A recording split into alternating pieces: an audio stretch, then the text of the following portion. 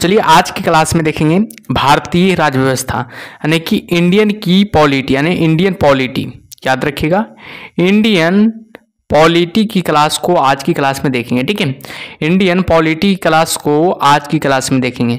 और याद रखिएगा एक क्लास नंबर 1 है बाबू। ठीक है, एक क्लास नंबर 1 है। ठीक है, लगभग इंडियन पॉलिटी के लगभग कितना क्लास होगा, 5-6 यानी कि 5 से लेकर 6 क्लास होगा बाबू। ठीक है, 5 से लेकर 6 क्लास होगा। ठीक है, तो चलिए शुरू करते हैं क्लास को। इससे पहले की क्लास पर नए हैं बाबू तो क्लास को जरूर लाइक कीजिएगा और चैनल को जो भी अभी तक सब्सक्राइब नहीं किया बाबू सब्सक्राइब कर लीजिएगा। और याद रखिएगा ये क्लास बाबू याद रखना सभी एग्जामों के लिए अति महत्वपूर्ण होगा, चाहे एसएससी की आप लोग तैयारी कर रहे हैं, चाहे रेलवे की तैयारी कर रहे हैं, चाहे एनटीपीसी हो गया, चाहे बीपीएससी हो गया, चाहे यूपीएसआई हो गया, चाहे ऑल स्टेट एग्जाम की तैयारी कर रहे हैं बाबू, ये क्लास एकदम लाभदायक साबित होगा। ठीक है, तो चलिए शुरू करते हैं क्लास को। और याद रखिएगा पहला टॉपिक से शुरू कर रहे हैं बाबू। ठीक है, पहला टॉपिक का नाम क्या है, भारत का संवैधानिक इतिहास। पहला टॉपिक का नाम क्या है, भारत का संवैधानिक इतिहास। तो चलिए शुरू करते हैं। रेगुलेटिंग एक्ट कब पारित किया गया था, याद रखिएगा रेगुलेटिंग एक्ट बाबू 1773 ईस्वी में पारित किया गया था। रेगुलेटिंग एक्ट 1773 ईस्वी में पारित किया गया था।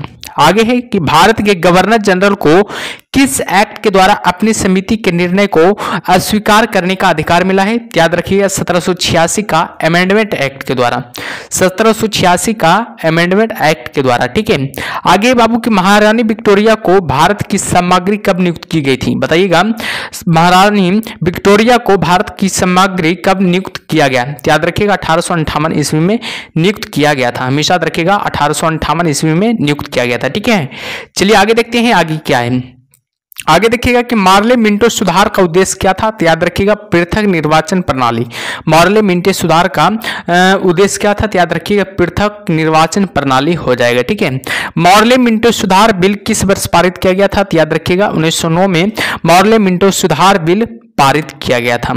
आगे देखिएगा मुसलमानों के लिए अतिरिक्त निर्वाचक मंडल प्रारंभ में किसके द्वारा लगाया गया था, तो याद रखिएगा मार्ले मिंटो सुधार 1909 द्वारा लाया गया था। याद रखिएगा 1909 के इंडियन काउंसिल एक्ट में किस बात की व्यवस्था की गई थी, तो याद रखिएगा सांप्रदायिक प्रतिनिधि की व्यवस्था की गई थी। ठीक है, चलिए आगे देखिएगा मॉन्टेग्यू चेम्सफोर्ड सुधार में प्रावधानों का सार क्या था, तो याद रखना प्रांतों में दोहरा क्या शासन बाबू। मॉन्टेग्यू चेम्सफोर्ड सुधार में प्रावधानों का सार क्या था, तो याद रखिएगा प्रांतों में दोहरा शासन। ठीक है, चलिए आगे देखिएगा आगे क्या है। आगे बाबू कि भारत का संविधान लागू होने तक स्वतंत्रता के पश्चात इसका शासन किसके अंतर्गत चलाया गया था, तो याद रखिएगा 1935 के भारत सरकार अधिनियम के अनुसार। याद रखिएगा 1935 के भारत सरकार अधिनियम के अनुसार। ठीक है, आगे बाबू भारत की आजादी के समय इंग्लैंड में किस पार्टी की सरकार थी, तो याद रखिएगा लेबर पार्टी की सरकार थी। भारत की आजादी के समय इंग्लैंड में किस पार्टी की सरकार थी, तो हमेशा याद रखिएगा लेबर पार्टी की सरकार थी। ठीक है, आगे देखिएगा केंद्र में द्वैध शासन प्रणाली को किस अधिनियम के अंतर्गत स्थापित किया गया था, याद रखना है भारत सरकार अधिनियम 1935 के तहत स्थापित किया गया था। केंद्र में द्वैध शासन प्रणाली को किस अधिनियम के अंतर्गत स्थापित किया गया था, तो याद रखिएगा भारत सरकार अधिनियम 1935 के तहत स्थापित किया गया था। ठीक है, चलिए आगे देखते हैं आगे क्या है। जो आगे देखिएगा कि किस अधिनियम की प्रमुख विशेषता प्रांतीय स्वायत्तता थी, किस अधिनियम की प्रमुख व्यवस्था प्रांतीय स्वायत्तता थी, याद रखना 1935 के अधिनियम की बाबू। ठीक है, याद रखिएगा 1935 के अधिनियम की। ठीक है, आगे देखिएगा भारत में सचिव का पद किसके द्वारा निर्मित किया गया था, बताइएगा भारत में सचिव का जो पद है किसके द्वारा निर्मित किया गया था, तो याद रखिएगा भारत सरकार अधिनियम 1858 के द्वारा। भारत सरकार अधिनियम 1858 के द्वारा निर्मित किया गया था। ठीक है, आगे देखिएगा किस अधिनियम में कलकत्ता में सर्वोच्च न्यायालय की स्थापना का प्रावधान किया गया था, बताइएगा किस अधिनियम में कलकत्ता में सर्वोच्च न्यायालय की स्थापना का प्रावधान किया गया था, तो याद रखिएगा रेगुलेटिंग एक्ट 1773 में। रेगुलेटिंग एक्ट 1773 में याद रखिएगा हमेशा। ठीक है, आगे बाबू की किस अधिनियम में भारतवासियों को अपने देश के प्रशासन में कुछ हिस्सा लेना संभव बनाया, तो याद रखना चार्टर एक्ट 1833 को। चार्टर एक्ट 1833 में बाबू याद रखिएगा। ठीक है, चलिए आगे देखते हैं आगे क्या है। किस अधिनियम के अंतर्गत भारतीय विधान परिषद को बजट पर बहस करने की शक्ति प्राप्त प्राप्त हुई है? तो याद रखना भारत परिषद अधिनियम 1892 में बाबू, ठीक है। किस अधिनियम के अंतर्गत भारतीय विधान परिषद को बजट पर बहस करने की शक्ति प्राप्त हुई है? तो याद रखना भारत परिषद अधिनियम 1892 में। और बात किया जाए भारत का संघीय न्यायालय किस वर्ष में स्थापित किया गया था? तो याद रखना 1937 में भारत में संघीय न्यायालय की स्थापना हुआ था, याद रखिएगा। भारत में संघीय न्यायालय की स्थापना कब हुआ था? तो याद रखिएगा 1937 में, ठीक है। आगे देखते हैं केंद्र में कौन सा एक्ट द्विसदनीय विधायिका लाया? बताइएगा केंद्र में कौन सा एक्ट है जो द्विसदनीय विधायिका लाया था? तो याद रखना एक्ट यानी कि 1819 हो जाएगा, अधिनियम 1819, ठीक है। आगे देखिएगा 1935 का गवर्नमेंट ऑफ इंडिया एक्ट क्यों महत्वपूर्ण है? बताइएगा 1935 का गवर्नमेंट ऑफ इंडिया एक्ट क्यों महत्वपूर्ण है? तो याद रखना बाबू यह भारतीय संविधान का क्या है? प्रमुख स्रोत है बाबू, ठीक है। इसलिए क्या था 1935 का गवर्नमेंट ऑफ इंडिया एक्ट बहुत ही महत्वपूर्ण एक्ट था बाबू, ठीक है, याद रखिएगा। चलिए आगे देखिएगा आगे क्या है।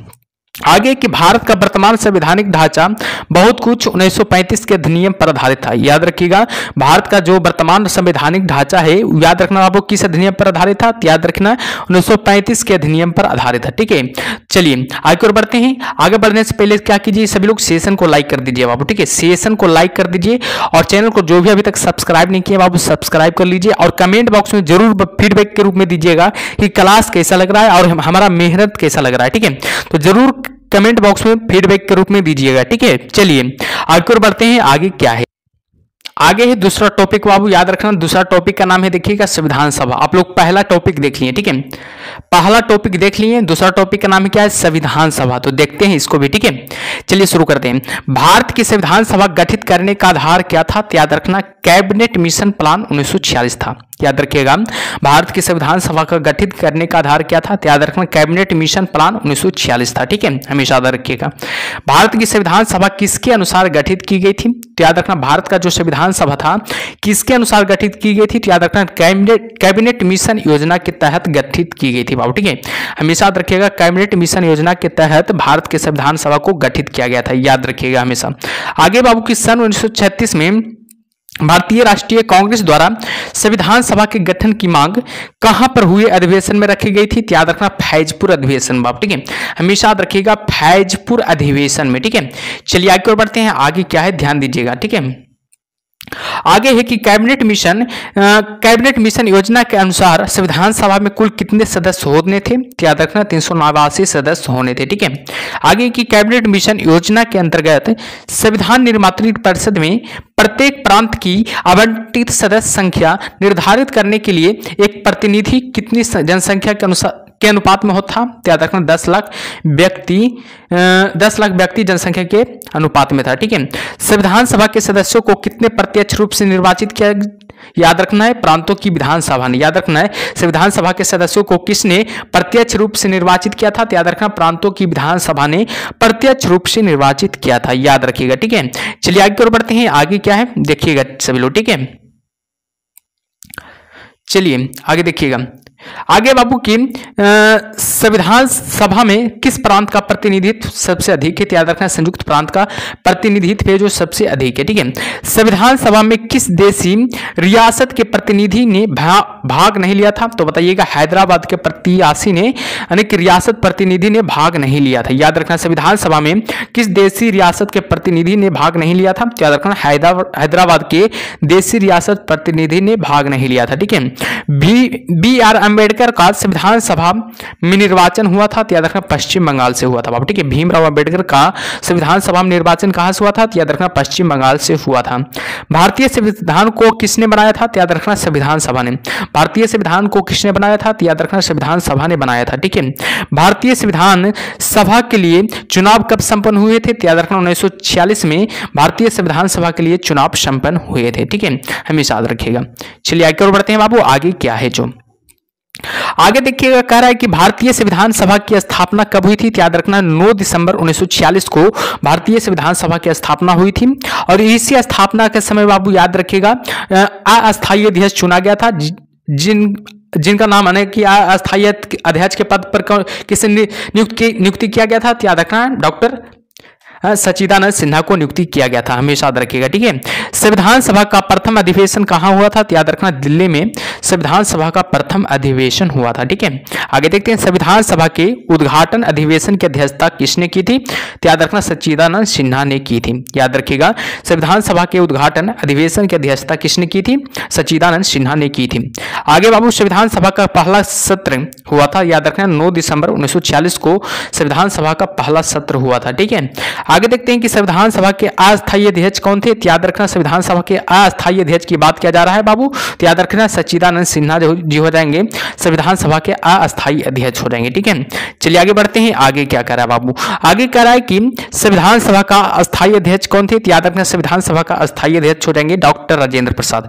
संविधान सभा के अस्थायी अध्यक्ष कौन हो जाएंगे? डॉक्टर राजेंद्र प्रसाद हो जाएंगे। ठीक है, आगे देखिएगा, 11 दिसंबर 1946 को किस संविधान सभा का अस्थायी अध्यक्ष चुना गया था? याद रखना, डॉक्टर राजेंद्र प्रसाद को अस्थायी अध्यक्ष के रूप में चुना गया था। कब चुना गया था? याद रखिएगा, 11 दिसंबर 1946 को चुना गया था। ठीक है, याद रखिएगा।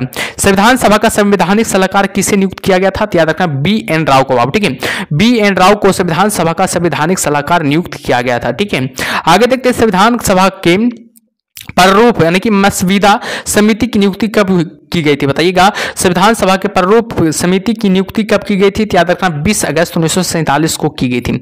हमेशा याद रखिएगा, 20 अगस्त 1947 को की गई थी। ठीक है, चलिए आगे देखते हैं बाबू, आगे क्या है? जो आगे है कि भारतीय संविधान सभा की प्रारूप समिति के अध्यक्ष कौन थे? बताइएगा, भारतीय संविधान सभा की प्रारूप समिति के अध्यक्ष कौन थे?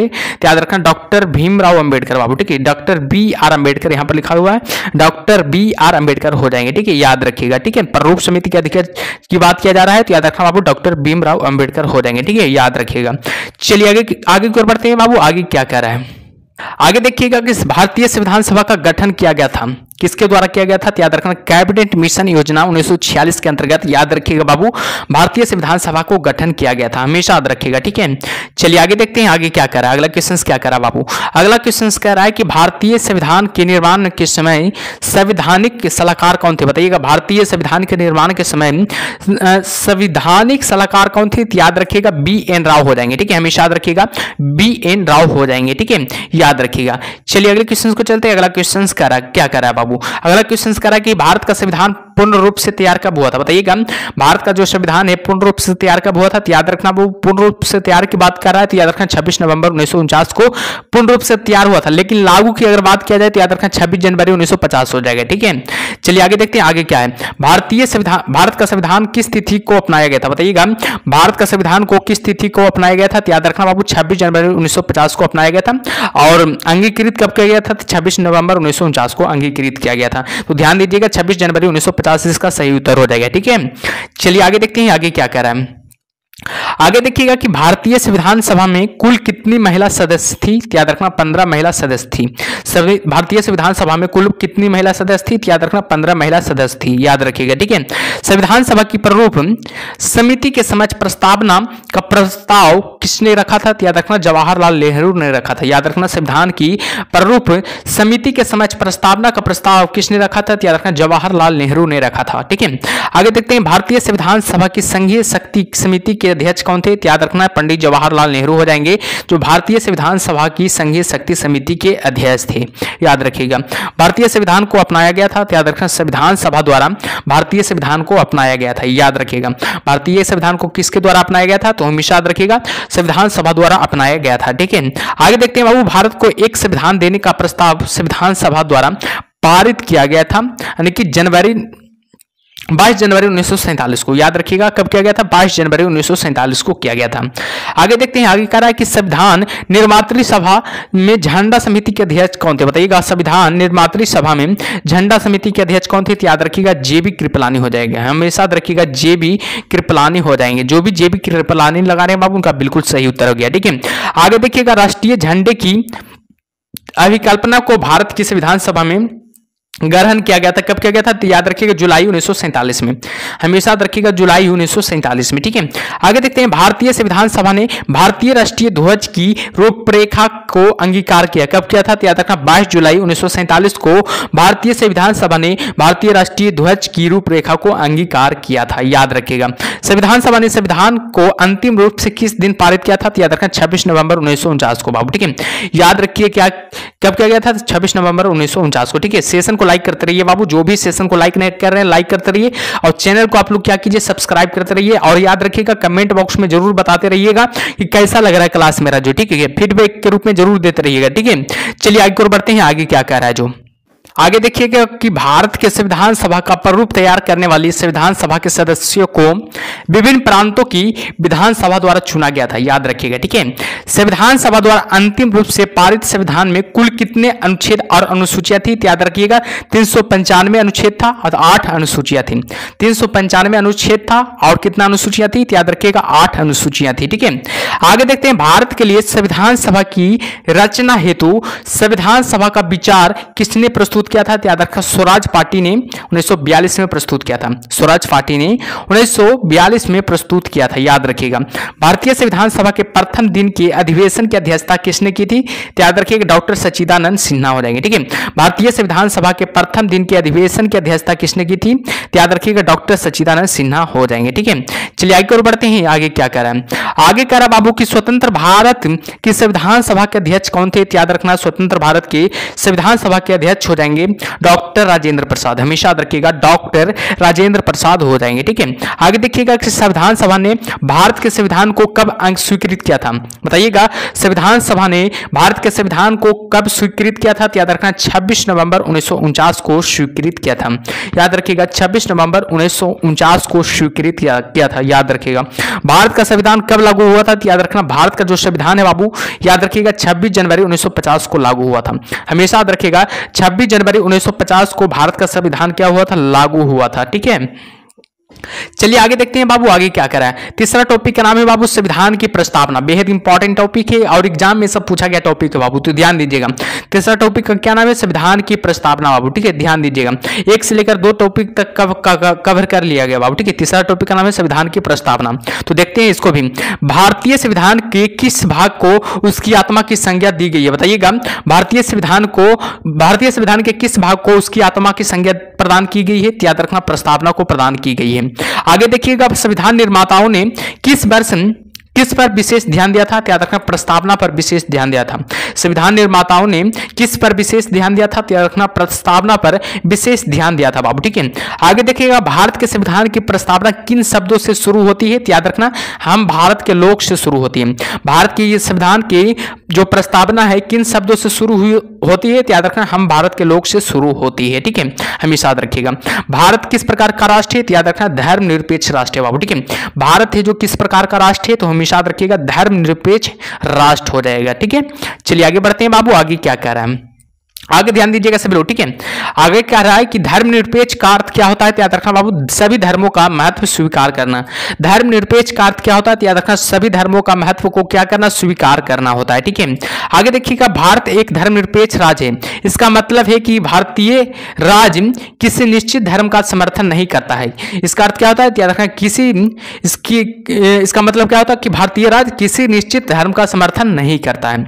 गणतंत्र राष्ट्र होता है, याद रखना बाबू राज्य जहां पर अध्यक्ष वंशानुगत रूप से न हो, राज्य जहां पर अध्यक्ष वंशानुगत से न हो, याद रखना गणतंत्र राष्ट्र होता है बाबू। ठीक है, आगे देखिएगा, भारतीय संविधान की प्रस्तावना में भारत को किस रूप में घोषित किया गया है? याद रखना एक प्रभुत्व संपन्न, समाजवादी, धर्मनिरपेक्ष, प्रजातांत्रिक गणराज्य बाबू। ठीक है, याद रखना भारत एक गणतंत्र है, इसका क्या अर्थ है बाबू? यानी कि बताइएगा, भारत एक गणतंत्र है, इसका अर्थ क्या होता है? सब लोग बताइएगा। याद रखना बाबू भारत में वंशानुगत शासक नहीं है, याद रखना भारत में वंशानुगत शासक नहीं है। ठीक है, याद रखिएगा। आगे देखिएगा, कौन सा शब्द भारत के संविधान की उद्देशिका में नहीं है? याद रखना लोक कल्याण, याद रखना है लोक कल्याण है जो बाबू यानी कि भारत के संविधान की उद्देशिका में शामिल नहीं है, यानी कि प्रस्तावना में शामिल नहीं है। ठीक है, कल्याणकारी राज्य का उद्देश्य क्या है? याद रखना कमजोर वर्गों के कल्याण का प्रबंध करना। कल्याणकारी राज्य का उद्देश्य क्या होता है? याद रखना कमजोर वर्गों के कल्याण का क्या करना? प्रबंध करना होता है। ठीक है, भारत को एक राज्य मुख्य रूप से माना जाता है क्योंकि राजाध्यक्ष का चुनाव होता है। याद रखना, भारत को एक गणराज्य मुख्य रूप से माना जाता है क्योंकि राजाध्यक्ष का चुनाव होता है यहाँ पर, ठीक है, याद रखिएगा। चलिए आगे देखिएगा, आगे क्या है जो आगे बाबू की भारतीय संविधान में संवर्ती सूची किसके संविधान से ली गई है? तो याद रखना, ऑस्ट्रेलिया के संविधान से ली गई है। भारतीय संविधान में संवर्ती सूची किसके संविधान से लिया गया है? तो हमेशा याद रखिएगा, ऑस्ट्रेलिया के संविधान से लिया गया है, ठीक है। आगे देखिएगा, भारत में लौकिक सार्वभौमिकता क्योंकि संविधान की प्रस्तावना प्रारंभ होती है कैसे? तो याद रखना, हम भारत के लोग शब्दों से, हम भारत के लोग शब्दों से प्रारंभ होती है, ठीक है, याद रखिएगा। आगे बाबू की भारतीय संविधान की प्रस्तावना में जिन आदर्शों एवं उद्देश्यों की रूपरेखा दी गई है उनकी आगे व्याख्या की गई है। मूल अधिकार का, राज्य के नीति निर्देशक सिद्धांतों का और एवं मूल कर्तव्यों का किया गया है। और आगे करा है कि किस वर्ष भारत एक संप्रभुत्व संपन्न प्रजातांत्रिक गणराज्य बना था? याद रखना है 1950 ईस्वी में बाबू, ठीक है, याद रखिएगा 1950 ईस्वी में बना था, ठीक है। चलिए आगे और बढ़ते हैं बाबू, आगे ध्यान दीजिएगा सब लोग, ठीक है। आगे देखिएगा बाबू, ऑब्जेक्टिव टाइप क्वेश्चन से देखिएगा सब लोग, ठीक है। कह रहा है कि भारतीय गणतंत्र की 26/1/1950 को सही संवैधानिक वस्तु स्थिति क्या थी जब संविधान लागू किया गया था? तो आप लोग जानते हैं कि संविधान कब लागू किया गया था? 26 जनवरी 1950 को, ठीक है, 26 जनवरी 1950 को लागू किया गया था, ठीक है। तो इसका सही उत्तर क्या हो जाएगा? ऑप्शन नंबर सी हो जाएगा बाबू, संपूर्ण प्रभुत्व संपन्न लोकतंत्रात्मक गणराज्य हो जाएगा, ठीक है। जो भी ऑप्शन नंबर सी बता रहे हैं बाबू, उनका बिल्कुल सही उत्तर हो गया, ठीक है। चलिए आगे देखिएगा बाबू, आगे क्या करा है? आगे करा है कि भारतीय संविधान की प्रस्तावना में पंथ निरपेक्ष शब्द जोड़ा गया था। बताइएगा, भारतीय संविधान की प्रस्तावना में पंथ निरपेक्ष शब्द कब जोड़ा गया था? तो बताइएगा, हमेशा 42वें संविधान संशोधन 1976 द्वारा बाबू, ठीक है, 42वें संविधान संशोधन 1976 के तहत याद रखिएगा संविधान की प्रस्तावना में पंथ निरपेक्ष शब्द जोड़ा गया था, हमेशा याद रखिएगा, ठीक है। देखिए इस सब एग्जाम में पूछा गया सवाल है बाबू, ठीक है, देख सकते हैं आप लोग खुद हैं, ठीक है। चलिए आगे की ओर बढ़ते हैं, आगे क्या करा है? आगे कह रहा है कि संविधान में हमारे राष्ट्र का उल्लेख किन नाम या नामों से किया गया है? याद रखना, भारत तथा इंडिया का बाबू, ठीक है, भारत तथा इंडिया के नाम से किया गया है। आगे देखते हैं, भारतीय संविधान की प्रस्तावना में निम्नलिखित में से स्वतंत्रता का वर्णन नहीं है, किसमें? याद रखना, आर्थिक स्वतंत्रता का बाबू, ठीक है, आर्थिक स्वतंत्रता का वर्णन नहीं है। ऑप्शन क्या देगा? डी बिल्कुल सही उत्तर हो जाएगा। चलिए आगे देखते हैं बाबू, आगे क्या कर रहा है सब लोग, देखिएगा। आगे कह रहा है कि भारतीय संविधान का कौन सा भाग संविधान की आत्मा कहलाता है? तो आप लोग को पता है उद्देशिका कहलाता है, यानी कि प्रस्तावना, उद्देशिका को ही प्रस्तावना कहा जाता है बाबू, ठीक है। ऑप्शन क्या देगा? सी बिल्कुल सही उत्तर हो जाएगा। चलिए आगे देखिएगा आगे क्या है? आगे है कि अब तक भारत के संविधान की उद्देशिका में कितनी बार संशोधन किया जा चुका है? याद रखना बाबू, एक बार संशोधन किया गया था। अब तक भारत की संविधान की उद्देशिका मतलब प्रस्तावना में कितनी बार संशोधन किया जा चुका है? याद रखना, हमेशा एक बार संशोधन किया जा चुका है बाबू, याद रखिएगा, ठीक है। आगे करा, भारतीय संविधान की उद्देशिका में परिवर्तन किस संशोधन अधिनियम में एक किए गए थे? बताइएगा, भारतीय संविधान की उद्देशिका में परिवर्तन किस संशोधन अधिनियम में किया गया था? तो याद रखना, 42वां संशोधन अधिनियम 1976 में किया गया था। 42वां संशोधन अधिनियम 1976 में किया गया था, याद रखिएगा हमेशा, ठीक है। चलिए आगे और बढ़ते हैं, आगे क्या कह रहा है? ध्यान दीजिएगा सभी लोग आगे की ओर, ठीक है। सेशन को लाइक करते रहिए बाबू और चैनल को सब्सक्राइब करते रहिए, ठीक है, और फीडबैक जरूर देते रहिए कि कैसा लग रहा है क्लास, ठीक है। चलिए आगे और बढ़ते हैं, आगे क्या कर रहा है? आगे देखिए कि क्वेश्चन है कि भारतीय संविधान की प्रस्तावना में जिन आदर्शों एवं उद्देश्यों की रूपरेखा दी गई है उनकी व्याख्या की गई है। याद रखना है ऑप्शन नंबर सी बाबू, ठीक है, यानी कि मूल अधिकारों में किया गया है, राज्य के नीति निर्देशक सिद्धांतों में एवं मौलिक कर्तव्यों के अध्याय में किया गया है, याद रखिएगा, ठीक है। चलिए आगे देखते हैं, आगे क्या कर रहा है? आगे कर रहा है कि निम्नलिखित अधिकारों में कौन सा अधिकार अनुच्छेद 19 के 1 के डी को अनुच्छेद 21 से मिलाकर पढ़ने पर प्राप्त होता है? याद रखना, इसका सही उत्तर क्या होगा? एकांतता का अधिकार बाबू, ठीक है, हमेशा याद रखिएगा, एकांतता का अधिकार हो जाएगा। ऑप्शन क्या देगा? सी बिल्कुल सही उत्तर हो जाएगा। चलिए आगे देखते हैं, आगे क्या कर रहा है? संविधान के अंतर्गत मूल अधिकारों का संरक्षक कौन है? बताइएगा, संविधान के अंतर्गत मूल अधिकारों का संरक्षक कौन है? याद रखना, ऑप्शन नंबर सी हो जाएगा, नहीं कि सर्वोच्च न्यायालय हो जाएगा, ठीक है। जो भी ऑप्शन नंबर सी बता रहे हैं बाबू, उनका बिल्कुल सही उत्तर हो गया, ठीक है। चलिए आगे देखिएगा, आगे क्या कर रहा है? आगे कर रहा है कि भारतीय संविधान के अंतर्गत निम्नलिखित में से किसे मूल अधिकारों का संरक्षक समझा जाता है? याद रखना, ऑप्शन नंबर सी यानी कि न्यायपालिका को, हमेशा याद रखिएगा न्यायपालिका को। ऑप्शन क्या आ जाएगा? सी बिल्कुल सही उत्तर हो जाएगा। चलिए आगे बढ़ते हैं, आगे क्या कर रहा है? आगे कर रहा है कि निम्नलिखित में से एक अधिकार को doctor doctor B R Ambedkar द्वारा संविधान की आत्मा कहा गया है? किसको कहा गया है? याद रखना ऑप्शन नंबर डी, यानी कि संवैधानिक उपचार के अधिकार को। ठीक है, संवैधानिक उपचार का अधिकार को, यानी कि अनुच्छेद 32 को कहा गया है। वो ध्यान दीजिएगा, अनुच्छेद 32 को कहा गया है, याद रखिएगा, अनुच्छेद 32 को कहा गया है। ठीक है, चलिए आगे देखते हैं आगे क्या कह रहा है जो। ठीक, आगे की प्रस्तावना का वह प्रावधान जो सभी वयस्क नागरिकों के मतदान का अधिकार प्रदान करता है क्या कहलाता है? याद रखना प्रजातंत्र कहलाता है। हमेशा याद रखिएगा क्या कहलाता है? प्रजातंत्र कहलाता है। आगे देखिएगा, भारतीय संविधान के किस संशोधन द्वारा प्रस्तावना में दो शब्द समाजवादी तथा धर्मनिरपेक्ष जोड़े गए थे? याद रखना 42वें संविधान संशोधन जो 1976 में हुआ था। 42वें संविधान संशोधन कब हुआ था? 1976 में हुआ था। ठीक है, ध्यान दीजिएगा। आगे की भारतीय संविधान के किस भाग में स्पष्ट रूप से घोषणा की गई है कि भारत एक धर्मनिरपेक्ष राज्य है? याद रखना संविधान की प्रस्तावना में, हमेशा याद रखिएगा संविधान की प्रस्तावना में हो जाएगा। ठीक है, चलिए आगे ध्यान दीजिएगा बाबू सभी लोग, आगे क्या कर रहा है। आगे क्वेश्चन से देखिएगा, संविधान के किस प्रावधान द्वारा अस्पृश्यता का उन्मूलन किया गया था? तो याद रखना ऑप्शन नंबर सी हो जाएगा, अनुच्छेद 17 में बाबू। ठीक है, अस्पृश्यता का उन्मूलन किस अनुच्छेद में किया गया है? याद रखना अनुच्छेद 17 में किया गया है। ठीक है, आगे ध्यान दीजिएगा, आगे क्या कर रहा है। आगे कह रहा है कि भारतीय संविधान का कौन सा अनुच्छेद अस्पृश्यता का उन्मूलन करता है और किसी भी रूप में इसके आचरण का विरोध करता है? याद रखिएगा कौन हो जाएगा? अनुच्छेद 17 हो जाएगा। ठीक है, हमेशा याद रखिएगा अनुच्छेद क्या हो जाएगा? 17 हो जाएगा। ऑप्शन क्या रहेगा? बी बिल्कुल सही उत्तर हो जाएगा। ठीक है, चलिए आगे ध्यान दीजिएगा, आगे क्या करा है। आगे करा बाबू, भारतीय संविधान का छुआछूत उन्मूलन से संबंधित अनुच्छेद कौन सा है? याद रखना अनुच्छेद 17 है जो छुआछूत उन्मूलन से संबंधित अनुच्छेद है। ठीक है, ऑप्शन क्या रहेगा? बी बिल्कुल सही उत्तर हो जाएगा। आगे ध्यान दीजिएगा, आगे क्या कर रहा है। अगला क्वेश्चन कह रहा है कि भारतीय संविधान का कौन सा अनुच्छेद प्रेस की स्वतंत्रता को आश्वासित करता है? याद रखिएगा अनुच्छेद 19 हो जाएगा जो कि प्रेस की स्वतंत्रता को क्या करता है? आश्वासित करता है। ठीक है, ऑप्शन क्या देगा? बी बिल्कुल सही उत्तर हो जाएगा। चलिए आगे ध्यान दीजिएगा, आगे क्या कर रहा है। आगे करा बाबू कि भारत का संविधान स्पष्ट प्रेस की आजादी की व्यवस्था नहीं करता है किंतु यह आजादी अंतर्निहित है। अनुच्छेद किसमें? याद रखना अनुच्छेद हो जाएगा ऑप्शन नंबर ए, अनुच्छेद 1 के ए में है बाबू। ठीक है, अनुच्छेद 1 के ए में हो जाएगा। ठीक है, ऑप्शन क्या जाएगा? ए बिल्कुल सही उत्तर हो जाएगा। ठीक है, चलिए आगे की ओर बढ़ते हैं बाबू, आगे क्या करा ध्यान दीजिएगा सभी लोग। ठीक है, आगे ध्यान दीजिए कि निम्नलिखित में से कौन सा मौलिक अधिकार नहीं है? तो याद रखिएगा बाबू, मौलिक अधिकार की बात किया जा रहा है तो याद रखें संपत्ति का अधिकार है जो कि मौलिक अधिकार नहीं है बाबू। ठीक है, संपत्ति का अधिकार है जो मौलिक अधिकार नहीं है, यानी कि इसको हटा दिया गया है, याद रखिएगा। ठीक है, चलिए आगे देखते हैं आगे क्या करा है। आगे करा बाबू कि निम्नलिखित में से कौन मूल अधिकार विदेशी नागरिकों को प्राप्त नहीं है? निम्नलिखित में से कौन सा मूल अधिकार है जो विदेशी नागरिकों को प्राप्त नहीं है? तो याद रखिएगा बाबू, अभिव्यक्ति की स्वतंत्रता का अधिकार, अभिव्यक्ति की स्वतंत्रता का अधिकार है जो याद रखिएगा मूल अधिकार विदेशी नागरिकों को प्राप्त नहीं है। ठीक है, याद रखिएगा ऑप्शन क्या देगा? बी बिल्कुल सही उत्तर हो जाएगा। चलिए आगे देखिएगा आगे क्या करा है। आगे कह रहा है बाबू कि भारतीय संविधान द्वारा प्रदत्त निम्न में से कौन सा अधिकार गैर नागरिकों को भी उपलब्ध है? याद रखना बाबू ऑप्शन नंबर डी, संवैधानिक निराकरण का अधिकार हो जाएगा, संवैधानिक निराकरण का अधिकार हो जाएगा। ऑप्शन क्या रहेगा? डी बिल्कुल सही उत्तर हो जाएगा। चलिए आगे ध्यान दीजिएगा, अगला क्वेश्चन क्या कह रहा है। जो अगला क्वेश्चन कह रहा है कि भारतीय संविधान के अनुच्छेद 25 में प्रयुक्त हिंदू शब्द किसे सम्मिलित नहीं करता है? बताइएगा, भारतीय संविधान के अनुच्छेद 25 में प्रयुक्त हिंदू शब्द किससे सम्मिलित नहीं करता है? याद रखिएगा पारसियों को सम्मिलित नहीं करता है, हमेशा रखिएगा पारसियों को सम्मिलित नहीं करता है। ठीक है, ऑप्शन क्या देगा? सी बिल्कुल सही उत्तर हो जाएगा। आगे ध्यान दीजिएगा सभी लोग, आगे क्या कर रहा है।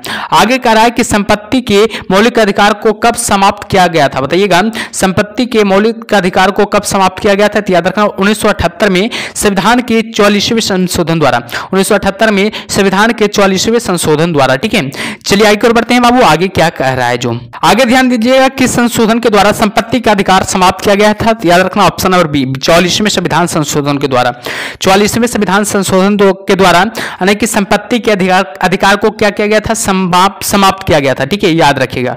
चलिए आगे ध्यान दीजिएगा, अगला क्वेश्चन क्या करा। जो अगला क्वेश्चन करा कि भारतीय संविधान के 44वें संविधान संशोधन में से मौलिक अधिकारों का श्रेणी से निम्नलिखित में से किस अधिकार को हटा दिया गया था? तो यह भी बताया आप लोग को संपत्ति के अधिकार को बाबू। ठीक है, संपत्ति के अधिकार को 44वें संविधान संशोधन द्वारा मौलिक अधिकारों की श्रेणी से क्या किया गया था? हटा दिया गया था। ठीक है, ऑप्शन क्या रहेगा, सी बिल्कुल सही उत्तर हो जाएगा। चलिए आगे ध्यान दीजिएगा सब लोग, आगे क्या करा है, आगे कह रहा है कि वर्तमान समय में भारतीय संविधान के अंतर्गत संपत्ति का अधिकार है, एक क्या है, याद रखना बाबू, वैधानिक अधिकार हो जाएगा। ठीक है, एक प्रकार का क्या है, वैधानिक अधिकार हो जाएगा। ठीक है, ऑप्शन क्या रहेगा, बी बिल्कुल सही उत्तर हो जाएगा।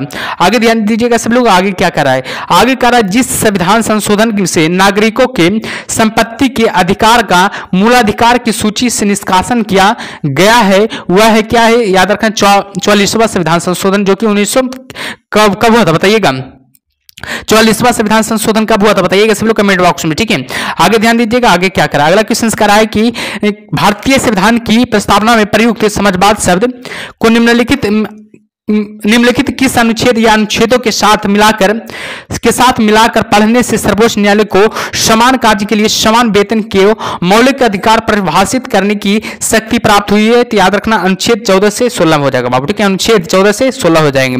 ऑप्शन क्या रहेगा, डी बिल्कुल सही उत्तर हो जाएगा। आगे ध्यान दीजिएगा सब लोग, आगे क्या कह रहा है जो, ठीक है, आगे कह रहा है बंधुआ मजदूर अधिनियम संसद ने पारित किया था, कब किया था, तो याद रखना 1976 में बाबू। ठीक है, याद रखना 42वां संशोधन बाबू। ठीक है, याद रखिएगा 42वां संशोधन 1976 में। ठीक है, याद रखिएगा। चलिए आगे ध्यान दीजिएगा, आगे क्या करा जो, आगे करा है जोखिम भरे उद्योग में बाल श्रम का उपयोग निषेध किया गया है, याद रखना ऑप्शन में क्या जाएगा, डी उपयुक्त सभी में हो जाएगा। ठीक है, भारत के संविधान द्वारा 10 दिसंबर 1996 के सर्वोच्च न्यायालय के निर्णय द्वारा, संयुक्त राष्ट्र के चार्टर द्वारा, याद रखिएगा इन सभी द्वारा किया गया था। ठीक है, आगे ध्यान दीजिएगा, आगे क्या कर रहा है, आगे कह रहा है कि भारतीय संविधान की प्रस्तावना के अनुसार भारत के शासन की सर्वोच्च सत्ता किसमें निहित है, याद रखना जनता में निहित हो जाएगा। ठीक है, याद रखिएगा। तो चलिए 3 टॉपिक तक खत्म हो गया अब। ठीक है, चौथा टॉपिक का नाम क्या है, संविधान की क्या हो जाएगा, विशेषता हो जाएगा। संविधान की विशेषता चौथा टॉपिक का नाम है। ठीक है, तो ध्यान दीजिएगा, विश्व का सबसे बड़ा लिखित सर्वाधिक व्यापक संविधान किस देश का है, याद रखना अपना भारत का, अपना प्यारा भारत का संविधान है जो बाबू सबसे बड़ा संविधान है और सबसे बड़ा लिखित संविधान है और सर्वाधिक व्यापक संविधान है बाबू। ठीक है, याद रखिएगा। भारत के संविधान में भारत को माना गया है, याद रखना राज्यों का एक संघ माना गया है। ठीक है, भारत के संविधान में भारत को क्या माना गया है, याद रखना भारत एक राज्यों का क्या है, संघ है। ठीक है, याद रखिएगा। भारत एक धर्मनिरपेक्ष देश है, इसका क्या तात्पर्य है बताइएगा, भारत एक धर्मनिरपेक्ष देश है, इसका क्या तात्पर्य है, तो याद रखना बाबू उसका राज्य स्तर पर कोई धर्म नहीं है, उसका राज्य स्तर पर क्या है, कोई धर्म नहीं है बाबू, याद रखिएगा। भारत किस प्रकार का देश है, याद रखना भारत एक संसदात्मक प्रजातंत्र है बाबू, याद रखना भारत किस प्रकार का देश है, याद रखना भारत एक संसदात्मक प्रजातंत्र है, याद रखिएगा हमेशा। ठीक है, चलिए आगे ध्यान देते हैं, आगे क्या है, आगे बाबू भारतीय संविधान का स्वरूप किस प्रकार का है, याद रखना संरचना में संघात्मक भावना में एकात्मक हो जाएगा। भारतीय संविधान का स्वरूप किस प्रकार का है, याद रखना संरचना में संघात्मक भावना में एकात्मक हो जाएगा। ठीक है, भारतीय संविधान पर सबसे अधिक प्रभाव किसका पड़ा है, याद रखना भारत सरकार अधिनियम 1935 का पड़ा है, याद रखना है। भारतीय संविधान पर सबसे अधिक प्रभाव किसका पड़ा है, याद रखना भारत सरकार अधिनियम 1935 को पड़ा है, ध्यान दीजिएगा सबको। ठीक है, भारतीय संविधान में कितने आर्टिकल से, याद रखना 395 हो जाएगा। ठीक है, 395 हो जाएगा, पुराना डाटा है 395 से अधिक हो जाएगा। ठीक है, वर्तमान की बात किया जाए तो याद रखना 450 हो जाएगा। ठीक है, 450 हो जाएगा वर्तमान में, यानी कि आर्टिकल मतलब क्या हो जाएगा, अनुच्छेद हो जाएगा। ठीक है, याद रखिएगा अनुच्छेद की बात कर रहा है। ठीक है, आगे ध्यान दीजिएगा, आगे कह रहा है कि भारत में किस प्रकार की शासन व्यवस्था अपनाई गई है, याद रखना ब्रिटिश संसदात्मक प्रणाली को। ठीक है, भारत में किस प्रकार की शासन व्यवस्था को अपनाई गई है, याद रखना ब्रिटिश संसदात्मक प्रणाली को अपनाया गया है, याद रखिएगा। भारतीय राजनीतिक व्यवस्था में सर्वोच्च है, याद रखना संविधान बाबू। ठीक है, भारतीय राजनीतिक व्यवस्था में सर्वोच्च क्या है, याद रखना हमेशा संविधान हो जाएगा जो कि सर्वोच्च हो जाएगा। ठीक है, आगे ध्यान दीजिएगा कि भारतीय संविधान के वृहद होने का कारण क्या है, याद रखना बाबू इसमें संघ तथा राज्य दोनों सरकारों का संविधान है, इसमें संघ तथा राज्य दोनों सरकारों का क्या है, संविधान है, याद रखिएगा। भारतीय संविधान का अभिभावक कौन है, याद रखना सर्वोच्च न्यायालय हो जाएगा। भारतीय संविधान का क्या हो जाएगा, अभिभावक हो जाएंगे। ठीक है, भारत में वयस्क मताधिकार की उम्र सीमा क्या है, याद रखिएगा 18 वर्ष हो जाएगा, जो भारत में वयस्क मताधिकार की उम्र सीमा हो जाएगा, हमेशा याद रखिएगा। ठीक है, आगे ध्यान दीजिएगा सब लोग, आगे क्या करा है, आगे करा है कि भारत संघीय व्यवस्था की एक विशेषता है संविधान की सर्वोच्चता में, याद रखना है भारतीय संघीय व्यवस्था की एक व्यवस्था है तो क्या किसमें है, याद रखना संविधान की सर्वोच्चता सर्वोच्चता में है बाबू, ठीक है, याद रखिएगा। भारत के संविधान में संघीय शब्द की जगह किन शब्दों को स्थान दिया गया है? याद रखना राज्यों का संघ का स्थान दिया गया है। भारतीय संविधान में कितनी सूचियां हैं? याद रखना 3 सूचियां हैं बाबू, ठीक है, याद रखिएगा। भारत का संविधान अपना प्राधिकार किससे प्राप्त करता है? याद रखना भारत की जनता से प्राप्त करता है, याद रखिएगा, ठीक है। चलिए आगे बढ़ते हैं, आगे क्या है, आगे ध्यान दीजिए। आगे देखिएगा बाबू कि भारत में वैध प्रभुत्व सत्ता निहित है, किसमें निहित है? संविधान में निहित है। भारत में वैध प्रभुत्व सत्ता किसमें निहित है? तो हमेशा याद रखिएगा संविधान में निहित है, ठीक है। आगे देखिएगा भारतीय संविधान की संरचना किस प्रकार की है? तो याद रखना कुछ एकात्मक कुछ कठोर है बाबू, ठीक है। भारतीय संविधान की संरचना किस प्रकार की है? तो याद रखना कुछ तो एकात्मक है, कुछ क्या है, कठोर है बाबू, याद रखिएगा। लिखित संविधान की अवधारणा ने सर्वप्रथम कहां जन्म लिया था? तो याद रखना फ्रांस में जन्म लिया था। लिखित संविधान की अवधारणा ने सर्वप्रथम कहां जन्म लिया था? तो हमेशा याद रखिएगा फ्रांस में जन्म लिया था, ठीक है, याद रखिएगा हमेशा।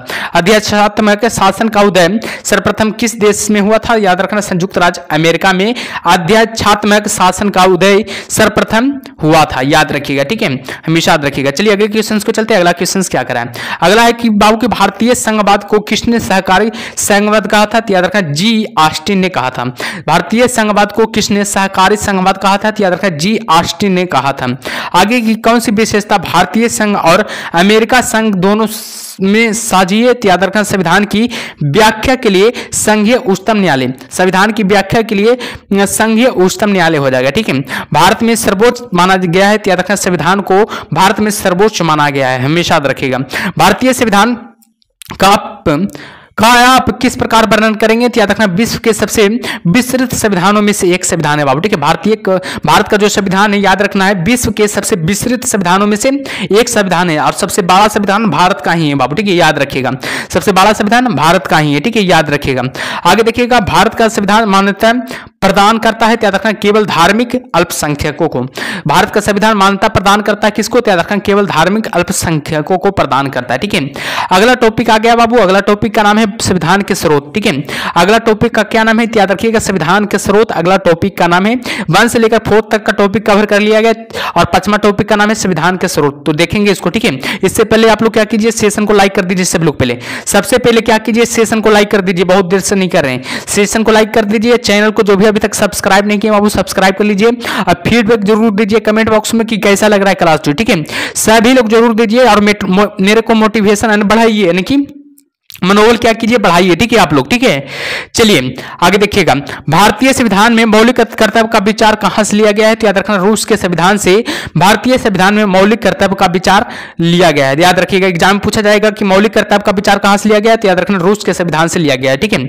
आगे देखिएगा भारतीय संविधान में सम्मिलित नीति निर्देशक तत्वों की प्रेरणा हमें किस संविधान से प्राप्त हुई है? तो याद रखना नीति निर्देशक तत्वों की प्रेरणा हमेशा आयरलैंड के संविधान से प्राप्त हुआ है, हमेशा याद रखिएगा बाबू, आयरलैंड के संविधान से क्या हुआ? प्राप्त हुआ है, याद रखिएगा, ठीक है। आगे देखिएगा आगे क्या करा, भारतीय संविधान में मौलिक अधिकार का उल्लेख करते हुए किस देश में का अनुसरण किया गया है? याद रखना अमेरिका का अनुसरण किया गया। मौलिक अधिकार कहां से लिया गया? तो याद रखना अमेरिका से लिया गया, ठीक है। मौलिक अधिकार अमेरिका से लिया गया, ठीक है, हमेशा याद रखिएगा। भारतीय संविधान में संसदीय व्यवस्था को किस देश के संविधान के समान रखा गया? याद रखना ब्रिटेन के संविधान के समान रखा गया, यानी कि संसदीय व्यवस्था कहां से लिया गया है? तो याद रखना ब्रिटेन के संविधान से लिया गया है। संसदीय व्यवस्था है जो कहां से लिया गया है? तो हमेशा याद रखिएगा बाबू ब्रिटेन के संविधान से लिया गया है, ठीक है। आगे देखिएगा भारत के संविधान निर्माताओं ने न्यायिक पुनरावलोकन के विचार को ग्रहण किया, याद रखना अमेरिका से, याद रखना है भारत के संविधान निर्माताओं ने न्यायिक पुनरावलोकन के विचार को ग्रहण किया है, याद रखना अमेरिका से, याद रखना हमेशा अमेरिका से बाबू, ठीक है। कानून के समान संरक्षण वाक्य कहां से लिया गया है? याद रखना बाबू अमेरिका से कानून के समान संरक्षण वाक्य का वाक्य लिया गया, यानी कि कहां से लिया गया? अमेरिका से लिया गया, हमेशा याद रखिएगा, ठीक है। चलिए आगे की ओर बढ़ते हैं। आगे क्या करा? आगे करा भारतीय संविधान में राज्य के नीति निर्देशक तत्वों की संकल्पना किस देश के संविधान पर आधारित है? तो बताइएगा हमेशा आयरलैंड के संविधान पर आधारित है। भारतीय संविधान में राज्य के नीति निर्देशक तत्वों की संकल्पना किस देश के संविधान पर आधारित है? याद रखना आयरलैंड के संविधान पर आधारित है, ठीक है। आगे देखिएगा राज्यसभा के गठन में प्रतिभा, अनुभव, सेवा को प्रतिनिधि देने में भारतीय संविधान निर्माता किस देश से प्रभावित हुए थे? तो याद रखना आयरिश गणतंत्र से प्रभावित हुआ था। याद रखना आयरिश गणतंत्र से क्या हुए थे? प्रभावित हुए थे। ठीक है, याद रखिएगा। संविधान के संरक्षक के रूप में सर्वोच्च न्यायालय का अधिकार विश्व के किस संविधान से लिया गया? यानी कि सर्वोच्च न्यायालय का पद यानी कि कहां से लिया गया? तो याद रखिएगा अमेरिका के संविधान से लिया गया, यानी कि संयुक्त राज्य अमेरिका के संविधान से लिया गया, हमेशा याद रखिएगा। भारतीय संविधान में संवर्धित सूची किसके संविधान से ली गई है? तो याद रखना ऑस्ट्रेलिया के संविधान से ली गई है, हमेशा याद रखिएगा। भारतीय संविधान में संवर्धित सूची किसके संविधान से ली गई है? तो हमेशा याद रखिएगा ऑस्ट्रेलिया के संविधान से ली गई है। ठीक है, चलिए आगे ध्यान दीजिएगा सब लोग। आगे क्या कह रहा है? आगे कह रहा है कि भारतीय संविधान में मूल कर्तव्यों को शामिल करने का विचार किस देश के संविधान से लिया गया है? तो याद रखना पूर्व सोवियत संघ के संविधान से लिया गया। भारतीय संविधान में मूल कर्तव्यों को शामिल करने का विचार किस देश के संविधान से लिया गया है? तो याद रखना पूर्व सोवियत संघ के संविधान से लिया गया है। ठीक है, आगे ध्यान दीजिएगा। भारतीय संविधान के निर्माण में सर्वाधिक गंभीर प्रभाव किसने छोड़ा है? तो याद रखना भारत सरकार अधिनियम 1935 ने छोड़ा है।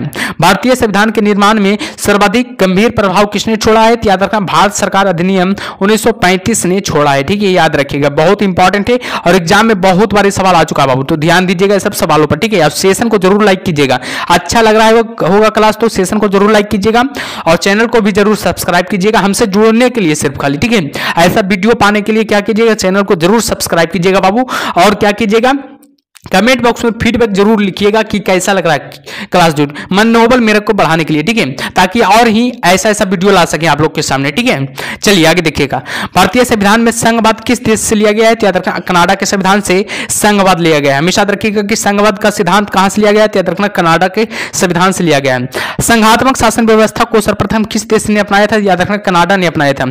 संघात्मक शासन व्यवस्था को सर्वप्रथम किस देश ने अपनाया था? तो याद रखना कनाडा ने अपनाया था। ठीक है, भारत की संसदीय प्रणाली किससे प्रभावित हुई है? याद रखिएगा इंग्लैंड से प्रभावित हुई है। याद रखिएगा भारत की संसदीय प्रणाली है जो किससे प्रभावित हुई है? तो याद रखना इंग्लैंड से प्रभावित हुई है, बेहद इंपॉर्टेंट है और एग्जाम में सबसे पूछा गया सवाल है, तो ध्यान दीजिएगा सब सवालों पर। और ठीक है, चलिए आगे बढ़ते हैं। आगे क्या कर रहा है जो ध्यान दीजिएगा सभी लोग। ठीक है, आगे देखिएगा कि भारत के संविधान की प्रस्तावना में प्रतिस्थापित स्वतंत्रता, समानता और भाईचारे के आदर्शों की प्रेरणा कहां से मिलती है? तो याद रखना फ्रांस की क्रांति से मिलती है, हमेशा याद रखिएगा कहां से मिलती है? फ्रांस की क्रांति से मिलती है। संसदीय शासन प्रणाली सर्वप्रथम किस देश में विकसित हुई है? तो याद रखना ब्रिटेन में विकसित हुई है। संसदीय शासन प्रणाली कहां से ली गई है? याद रखिएगा ब्रिटेन से ली गई है। ठीक है, हमारे संविधान में मूल अधिकारों कहां के संविधान द्वारा प्रेरित है? तो याद रखना संयुक्त राज्य अमेरिका के संविधान द्वारा प्रेरित है, यानी कि हमारे संविधान में मूल अधिकार कहां से लिया गया? तो याद रखिएगा संयुक्त राज्य अमेरिका से लिया गया है। ठीक है, ध्यान दीजिएगा सब सवालों पर। चलिए आगे देखिएगा बाबू, आगे क्या कर रहा है? आगे कह रहा है कि भारत के राष्ट्रपति की आपातकालीन शक्तियां किस देश से की देन है? तो याद रखना जर्मनी के बीमर संविधान की देन है बाबू, जर्मनी के बीमर संविधान की देन है। क्या? तो याद रखना राष्ट्रपति की आपातकालीन शक्तियां की, याद रखिएगा।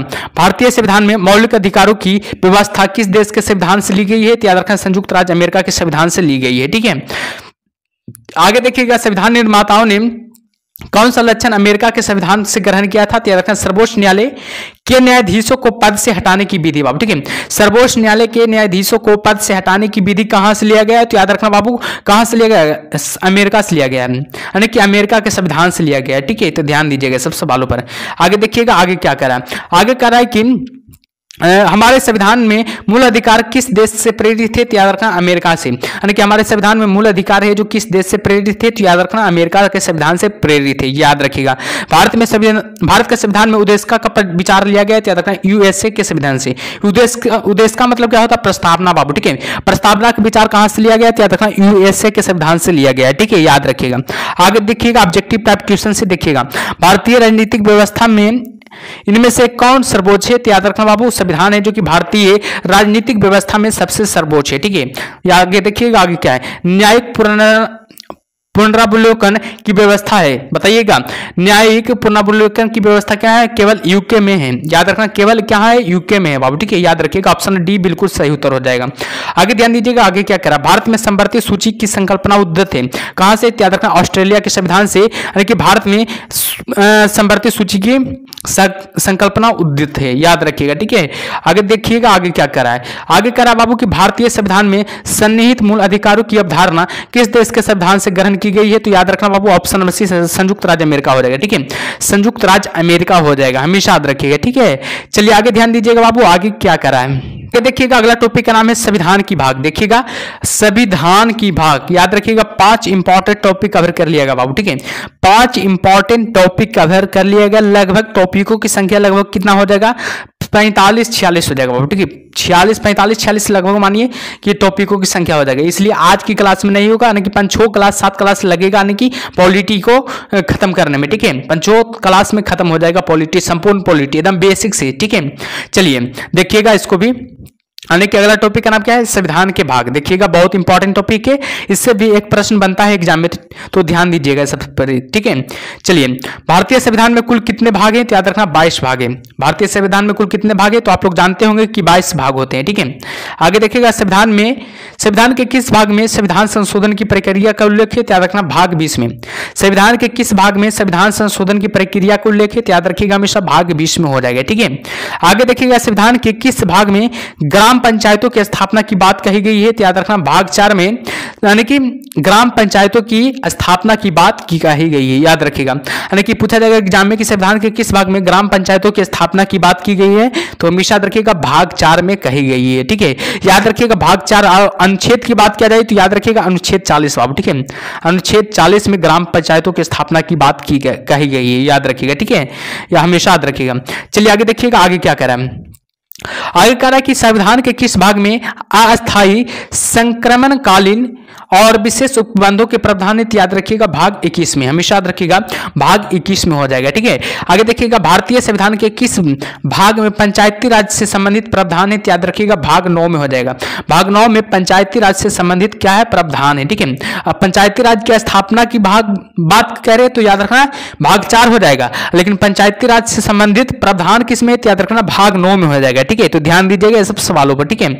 आगे देखिएगा भारतीय संविधान के किस भाग में नगर पालिका से संबंधित प्रावधान है, याद रखिएगा भाग 9 के क में, हमेशा याद रखिएगा भाग 9 के क में हो जाएगा, ठीक है। संविधान के किस भाग में नीति निर्देशक तत्वों का उल्लेख किया गया है, याद रखना है चतुर्थ भाग में नीति निर्देशक तत्वों का क्या किया गया है, क्या किया गया है, याद रखना उल्लेख किया गया है, ठीक है। आगे देखिएगा आगे क्या कर रहा है। आगे हमेशा याद रखिएगा कि संविधान के भाग 1 में किसका वर्णन है, याद रखना संघ और उसके राज का क्षेत्र का, ठीक है। संविधान के भाग 1 में किसका वर्णन है, याद रखना संघ और उसका राज क्षेत्र का वर्णन है, हमेशा याद रखिएगा, ठीक है। संविधान के किस भाग में मूल अधिकारों का उल्लेख मिलता है, याद रखना भाग 3 में, यानी कि मूल अधिकारों का उल्लेख मिलता है। एग्जाम में पूछा गया है, पूछा जाएगा कि संविधान के किस भाग में मूल अधिकारों का उल्लेख मिलता है, याद रखिएगा भाग 3 में, यानी कि मूल अधिकारों का उल्लेख मिलता है, ठीक है। आगे देखिएगा भारत के संविधान का भाग 4 किसके बारे में बताता है, याद रखना राज्य के नीति निर्देशक सिद्धांत के बारे में बताता है। भारत के संविधान का भाग 4 किसके बारे में बताता है, याद रखना राज्य के नीति निर्देशक सिद्धांत के बारे में बताता है, हमेशा याद रखिएगा। संघीय कार्यपालिका की व्याख्या संविधान के किस भाग में की गई है, याद रखना भाग 5 में की गई है। संघीय कार्यपालिका की व्यवस्था संविधान के किस भाग में की गई है, याद रखना भाग 20 में भाग 5 में की गई है। आगे देखिएगा संविधान के किस भाग में नागरिकता का उल्लेख है, याद रखना भाग 2 में नागरिकता का उल्लेख है, ठीक है। चलिए ऑब्जेक्टिव टाइप अब थोड़ा देख लेते हैं, ठीक है। क्या है कि भारतीय संविधान को कितने भागों में विभाजित किया गया है, याद रखना ऑप्शन हो जाएगा 22 भागों में विभाजित किया गया है। आप लोग जानते हैं संविधान के कितने भाग, भारतीय संविधान को कितने भागों में विभाजित किया गया, 22 भागों में विभाजित किया गया, याद रखिएगा, ठीक है। चलिए आगे देखिएगा आगे बाबू की भारतीय संविधान का कौन सा भाग अध्याय संघ और राज्यों के बीच विधायी संबंध के बारे में दर्शाता है, याद रखना भाग 11 और 12 और अध्याय क्या हो जाएगा 1 हो जाएगा, ठीक है, याद रखिएगा। चलिए आगे देखिएगा बाबू आगे क्या है, संविधान की अनुसूचियां बेहद इंपॉर्टेंट है भी बाबू, भाग आप लोग को पढ़ा दिया गया है, भाग में जितना भी इंपॉर्टेंट फैक्ट था उसको भी पढ़ा दिया गया है। अब देखेंगे संविधान की क्या अनुसूचियां के बारे में देखेंगे, ठीक है। तो देख लेते हैं इसको भी। 7वां टॉपिक का नाम क्या है, संविधान की अनुसूचियां। संविधान सभा की प्रारूप समिति द्वारा प्रस्तुत प्रारूप संविधान में कितनी अनुसूचियां थी, याद रखना 8 अनुसूचियां थी, हमेशा याद रखिएगा, ठीक है। संविधान सभा द्वारा अंतिम रूप से पारित संविधान में कुल कितनी अनुसूचियां थी, 8 अनुसूचियां थी। मूल संविधान में कुल कितनी अनुसूचियां थी, याद रखना 8 अनुसूचियां थी। देखिए किस प्रकार से सवाल पूछेगा एग्जाम में, ठीक है। देखिए तीनों टाइप से आप लोग के सामने लिखा गया है, ठीक है। तो देखिएगा आप लोग, ठीक है। चलिए आगे देखते हैं आगे क्या है। आगे देखिएगा कि किस संविधान संशोधन अधिनियम द्वारा भारतीय संविधान में 9वीं अनुसूची को जोड़ी गई है। तो याद रखना पहला संविधान संशोधन द्वारा यानी कि 9वीं अनुसूची को जोड़ी गई है, याद रखिएगा। संविधान सभा की द्वितीय अनुसूची का संबंध किससे है। तो याद रखना महत्वपूर्ण यानी कि पदाधिकारियों के वेतन से, याद रखिएगा। संविधान की द्वितीय अनुसूची का संबंध किससे, तो याद रखना महत्वपूर्ण पदाधिकारियों के वेतन से हो जाएंगे, ठीक है, याद रखिएगा। भारत संघ में शामिल राज्यों और संघ शासित क्षेत्रों का उल्लेख भारतीय संविधान की किस अनुसूची में, याद रखना प्रथम अनुसूची में हो जाएगा, याद रखिएगा, प्रथम अनुसूची में हो जाएगा, हमेशा याद रखिएगा, ठीक है। चलिए आगे ध्यान दीजिएगा सब लोग। आगे क्या करा, जो सेशन को लाइक करते रहिए बाबू, जो भी सेशन को लाइक नहीं कर रहे हैं लाइक करते रहिए, ठीक है, और चैनल को जरूर सब्सक्राइब करते रहिए, ठीक है। चलते हैं आगे बढ़ते हैं, ठीक है। आगे देखिएगा संविधान की किस अनुसूची में प्रत्येक राज्यों तथा संघ राज्य क्षेत्रों के लिए राज्यसभा में स्थानों की आवंटन की सूची है। याद रखना चतुर्थ अनुसूची में हो जाएगा, ठीक है। भारतीय संविधान में 22 भाषाओं को राजभाषा का दर्जा प्रदान किया गया है। इन राजभाषाओं का उल्लेख किस अनुसूची में दिया गया है। याद रखना 8वीं अनुसूची में। बेहद इंपॉर्टेंट है बाबू, VVI मान लीजिएगा इस प्रश्न को, ठीक है। आगे ध्यान दीजिएगा, भारतीय संविधान की 8वीं अनुसूची का संबंध किससे, याद रखना भाषाओं से हो जाएगा, ठीक है। भारतीय संविधान की 8वीं अनुसूची का संबंध किससे, याद रखना यानी कि भाषाओं से हो जाएगा। ये भी इंपॉर्टेंट याद रखिएगा, वही है लेकिन इंपॉर्टेंट है, ठीक है। किस प्रकार से सवाल पूछा जाता है ये भी आप लोग देख सकते हैं, ठीक है। आगे देखिएगा भारतीय संविधान में कितनी अनुसूचियां हैं। याद रखिएगा 12 अनुसूचियां हो जाएगा। भारतीय संविधान में कितनी अनुसूचियां हो जाएंगे, तो हमेशा याद रखिएगा 12 अनुसूचियां हो जाएगा, ठीक है। आगे ध्यान दीजिएगा सभी लोग, आगे क्या करा है जो आगे देखिएगा कि भारतीय संविधान में कुल 12 अनुसूचियां हैं, ठीक है। मूलतः संविधान में कितना अनुसूचियां थी, याद रखिएगा 8 अनुसूचियां थी। मूल संविधान में कितना अनुसूचियां थी, 8 अनुसूचियां थी। 9वीं 10वीं 11वीं और 12वीं अनुसूचियां को संविधान सभा में शामिल किया गया, याद रखिएगा। 9वीं 10वीं 11वीं और 12वीं अनुसूचियां को संविधान सभा में शामिल किया गया। 9वीं अनुसूचिया को याद रखिएगा पहला संविधान संशोधन में शामिल किया गया था, याद रखिएगा। दल बदल के आधार पर निर्वाचित सदस्यों की अयोग्यता संबंधी विवरण संविधान के किस अनुसूची में दिया गया है, याद रखना 10वीं अनुसूची में दिया गया है। संविधान की 12वीं अनुसूची में है, याद रखना नगरपालिका के अधिकार संबंधित प्रावधान हो जाएगा, ठीक है। नगरपालिका के अधिकार संबंधित प्रावधान किसमें, याद रखना है 12वीं अनुसूची में हो जाएगा, ठीक है। बेहद इंपॉर्टेंट है और एग्जाम में भी पूछा गया सवाल है, तो ध्यान दीजिएगा सब सवालों पर, ठीक है। आगे देखिएगा बाबू, आगे क्या है कि भारतीय संविधान की अनुसूचियों में कौन सी एक राज्य के नामों की सूची तथा उसके राज्य क्षेत्रों का ब्यौरा देती है, याद रखना पहली हो जाएगा, ठीक है। आगे देखिएगा भारतीय संविधान में 9वीं अनुसूची परिवर्धित हुई है, याद रखना प्रथम संविधान संशोधन द्वारा। अभी बताइए आप लोग को कि 9वीं अनुसूची किस संविधान सभा द्वारा जोड़ा गया था, याद रखना है यानी कि प्रथम संविधान संशोधन द्वारा जोड़ा गया था, याद रखिएगा। यदि भारत संघ को एक नए राज्य का सृजन करना हो तो संविधान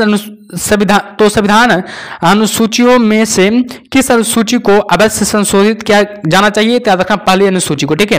भारत के संविधान की किस अनुसूची में विभिन्न राज्यों में अनुसूचित क्षेत्रों के प्रशासन और नियंत्रण के लिए विशेष उपबंध है, तो याद रखना 5वीं अनुसूची में, ठीक है, याद रखिएगा। चलिए आगे देखते हैं बाबू, आगे क्या है। आगे देखिएगा कि भारतीय संविधान की निम्न दी गई अनुसूचियों में से कौन सी एक राज्य के नामों की सूची तथा उनके राज्य क्षेत्रों का ब्यौरा देती है, याद रखना पहली अनुसूची हो जाएगा, ठीक है। ऑब्जेक्टिव टाइप भी आप लोग को करा देते हैं, ठीक है। 2 टाइप से आप लोग करा रहे हैं, वन लाइनर टाइप से भी करा रहे हैं और ऑब्जेक्टिव टाइप से भी आप लोग को सवालों को करा रहे हैं, यानी कि याद करवा रहे हैं, ठीक है। चलिए आगे देखिएगा, आगे क्या है।